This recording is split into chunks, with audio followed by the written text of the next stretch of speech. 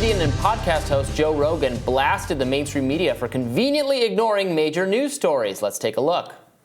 And then there's the protests in Israel. Enormous protests in Israel.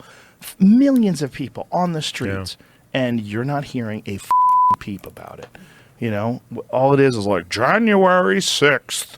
January 6th. Did you see what they did? January 6th. Trump is coming back, but January 6th looms large. How about the fact that the guy who's the president right now can't form a sentence?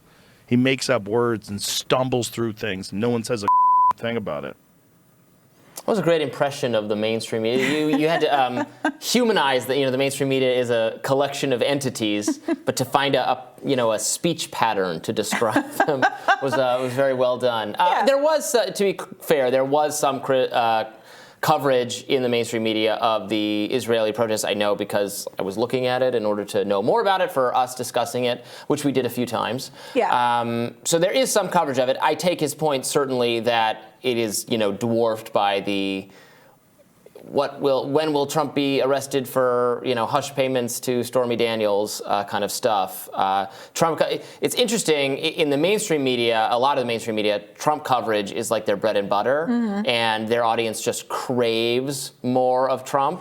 Our audience, whom we love, our viewers, do not crave more content about Trump. I can tell from seeing the numbers on the videos for what our people like. Yeah. So we are free to look elsewhere a little bit. Yeah, I mean, it's interesting. It goes both ways. I do think that there are obviously Trump-related news stories that are worth covering. I mean, I don't think there's a lot of appetite, for example, among this audience to talk about something like what came out of the Dominion lawsuit, even though there are direct implications for how much respect a conservative news organization has for its audience and a kind of inside-outside perspective on election denial. The idea that people at a conservative news network might privately be very frustrated with Trump and not like Trump, but publicly represent a lot of support for him, I think is a really fundamental journalistic integrity issue. But I think perhaps because there's so much frustration with a bad faith Trump coverage, there's not a lot of appetite for those kinds of stories. Trump obsession.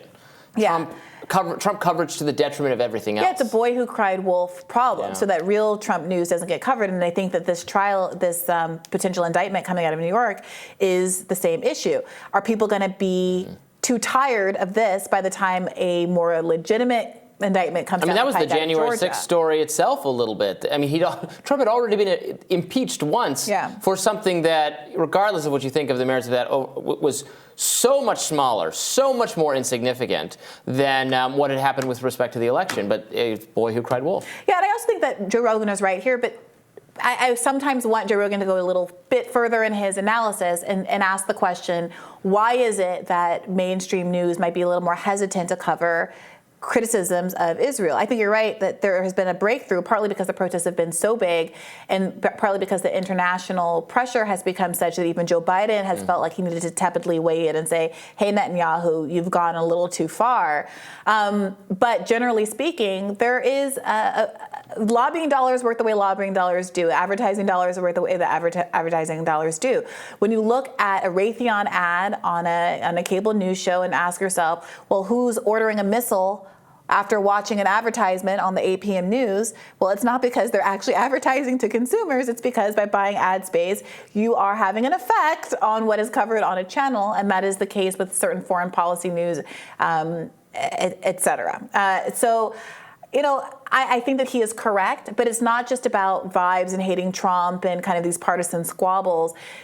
There are systemic reasons why certain kind of news coverage doesn't exist or is concentrated in independent spheres like Joe Rogan's show, which is, I guess they have the relationship with Spotify now, but at least for some time was genuinely, entirely, wholly independent. And that's why that news is so popular. People can feel the difference. Right, but I think the most substantial effect is the audience capture effect on the Trump stuff for at least for other cable news channels. That's the most reliable thing they can deliver to their audience that their audience wants to watch. I mean, we talk about the struggling ratings of CNN and MSNBC all the time. they have this shrinking audience, and the only way they know to cling to it, because Trump was a boon to them. It really was a boon to them, which we have to always keep in mind, is particularly as we go through like Trump DeSantis coverage.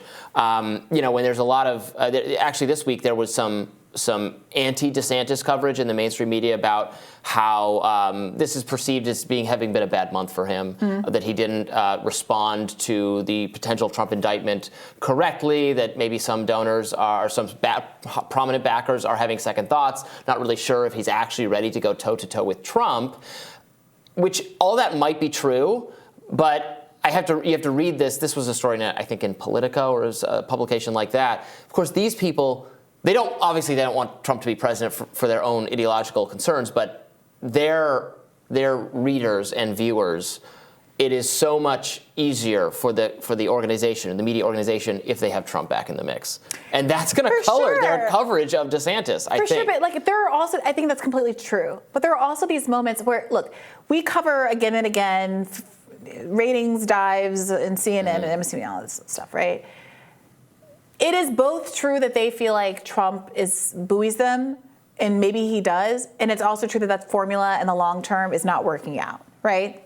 So there are these moments that come up where there's a really popular policy or a really popular candidate who, I'm sorry, is anti-establishment and left, and a choice is made to ignore the potential financial gain of pursuing that line of politics, and you have to ask the question why. There's a world where instead of reinventing themselves, or not reinventing themselves, going back to the Trump well over and over and over again, these left media institutions say, oh, there was this huge populist upswell on the left in 2016 and 2020. Maybe we should have some newscasters who are, right of Claire or left of Claire McCaskill sometimes. Maybe we should have some folks. Imagine that. What if we have ideological diversity in a populist direction the way that Fox News has had, and maybe that will be advantageous.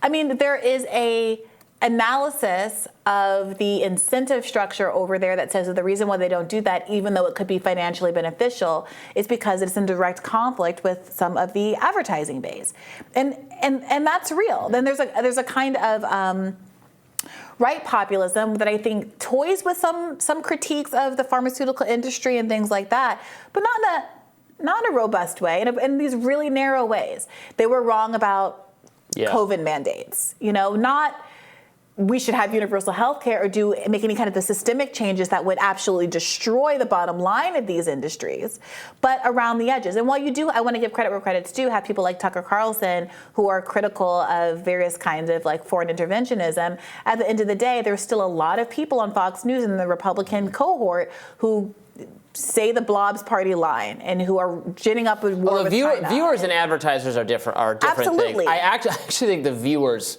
have more power than the advertisers on the content of a lot of these organizations. I know that sounds counterintuitive. No, I think they have some power. That's why you have Tucker Carlson saying, oh my God, I hate Donald Trump behind the scenes, but publicly having to take a more polite line of approach. Yeah, it's interesting. All right, that's it for us. We'll have more Rising right after this.